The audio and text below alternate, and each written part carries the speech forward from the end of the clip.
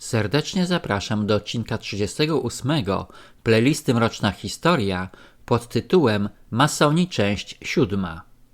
W poprzednim odcinku 37 opowiedziałem o teoriach przenikania judaizmu do legendy masońskiej. W tym odcinku opowiem o pewnych dowodach wskazujących na związki templariuszy z masonami. Ponieważ brak jest konkretnych dokumentów potwierdzających sposób przeniknięcia tradycji judaistycznych do rytuału masonów przed XIV wiekiem, wielu pisarzy masońskich jest zdania, że to templariusze odpowiadają za wprowadzenie elementów judaizmu do masonerii. Swoją nazwę templariusze wzięli od świątyni Salomona w Jerozolimie i być może, mieszkając tam, poznali legendy rabiniczne związane ze świątynią. Według George'a Sanda, znawczyni historii tajnych stowarzyszeń, templariusze przyjęli legendę hiramiczną jako symbol zniszczenia ich zakonu. Płakali nad swoją niemocą w osobie Hirama. Słowo utracone i odzyskane to ich imperium.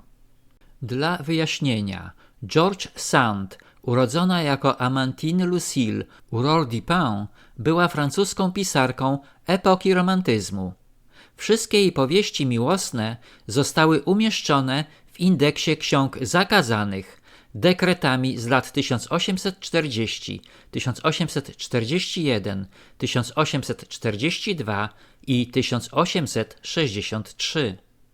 Była córką napoleońskiego oficera, który szybko ją osierocił, prawnuczką Maurycego Saskiego, nieślubnego syna Augusta II Mocnego. W 1822 roku wyszła za mąż za barona Casimira Dudevanta, z którym żyła 8 lat i miała 2 dzieci, Mauricia i Solange. Po separacji w 1831 roku przybyła do Paryża, gdzie zaczęła wydawać swoje utwory. Początkowo pisane wspólnie Julesem Sandu, od którego nazwiska wzięła swój męski pseudonim artystyczny. Publikowała także na łamach Le Figaro, z którego redaktorem Henrym de la Touche pozostawała w zażyłych stosunkach. Amantine miała wielu kochanków i między innymi Chopina, którego poznała w 1838 roku. Była znana z ekscentrycznego zachowania, paliła cygara i fajkę, ubierała się po męsku i przeklinała. Była jedną z najsłynniejszych kobiet epoki i autorką ponad 70 powieści i nowel, 20 paru sztuk teatralnych i licznych esejów. Mason Jean-Marie Ragun również był zdania, że katastrofa, którą opłakiwali, była katastrofą, która zniszczyła ich zakon. Co więcej, wielkim mistrzem, nad którego losem ubolewali, był Jacques de Molay.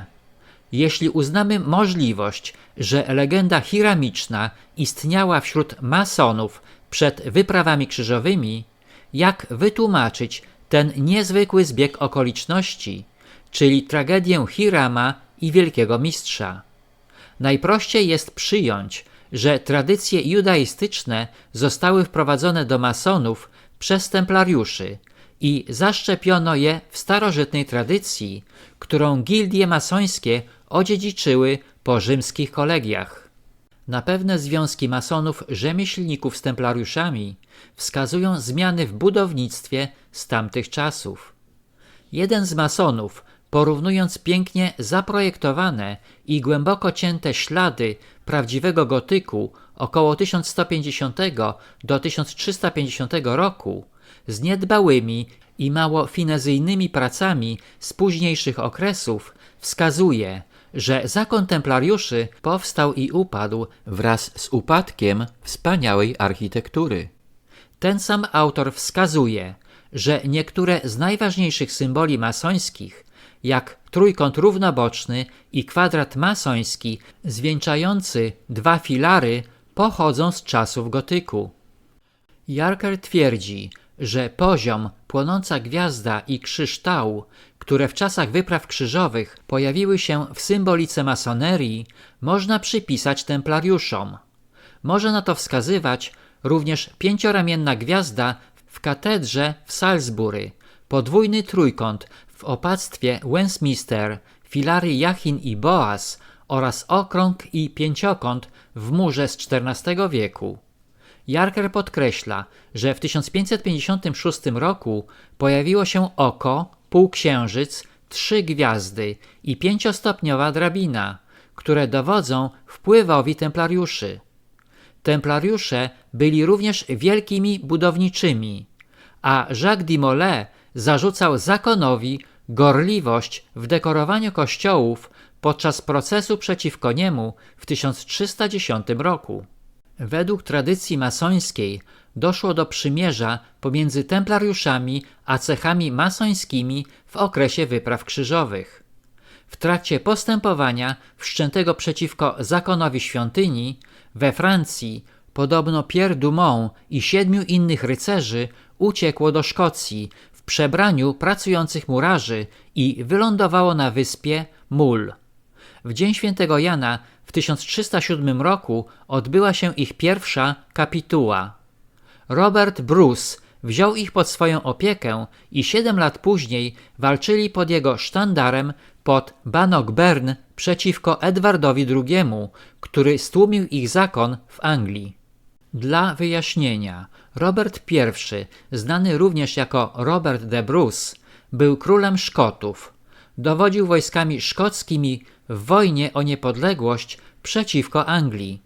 Odbudował Szkocję jako niezależne królestwo i uważany jest za szkockiego bohatera narodowego. Po bitwie, która rozegrała się w dniu świętego Jana, latem 24 czerwca, w dzień chrzciciela, Robert Bruce ustanowił zakon królewski Hirdom i zakon rycerzy Różokrzyża. Te 2 zakony stanowią obecnie Królewski Zakon Szkocji i wydaje się całkiem prawdopodobne, że zostały sprowadzone do Szkocji przez templariuszy. Według jednego z pierwszych pisarzy zajmujących się masonerią, zakon Różokrzyża wywodzi się od templariuszy z Palestyny z 1188 roku. Inny pisarz z XVIII wieku twierdzi o wschodnim pochodzeniu słowa Hirdom, mającego być nazwą mitycznej góry z wyspy na południe od Hebrydów, gdzie Kuldowie praktykowali swoje obrzędy, co może wskazywać na źródła druickie. Dla wyjaśnienia, Hebrydy są archipelagiem około 500 wysp na Oceanie Atlantyckim, wzdłuż północno-zachodnich wybrzeży Szkocji. Należą do Wielkiej Brytanii i główną miejscowością jest Stornoway. Wyspy zamieszkuje około 43,4 tysiąca osób. W roku 1314 Robert Bruce zjednoczył templariuszy i królewski zakon Hirdom z cechami pracujących masonów, którzy również walczyli w jego armii w słynnej loży Kilwinning założonej w 1286 roku, która dodała do swojej nazwy Hirdom i stała się główną siedzibą zakonu. Szkocja była domem masonerii rzemieślników i biorąc pod uwagę zręczność templariuszy w sztuce budowlanej, ich sojusz z masonami był całkiem naturalny. Już w Anglii mówiło się, że między 1155 a 1199 rokiem świątynia zarządzała rzemiosłem. No cóż, historia masonów wydaje się być nierozerwalnie związana z templariuszami. Istnieje wiele dowodów w postaci obiektów budowlanych i symboli wiążących obie organizacje. Wszystko wskazuje, że to Szkocja była miejscem połączenia templariuszy z masonami i jedną z najważniejszych postaci historycznych związanych z tym mariażem był król Szkocji, Robert de Bruce. Dziękuję za wsparcie mojego kanału przez Buy Coffee 2, link pod filmem. Na tym zakończę odcinek 38, w którym opowiedziałem o związkach templariuszy z masonami. Serdecznie zapraszam do odcinka 39 pod tytułem Masoni, część 8.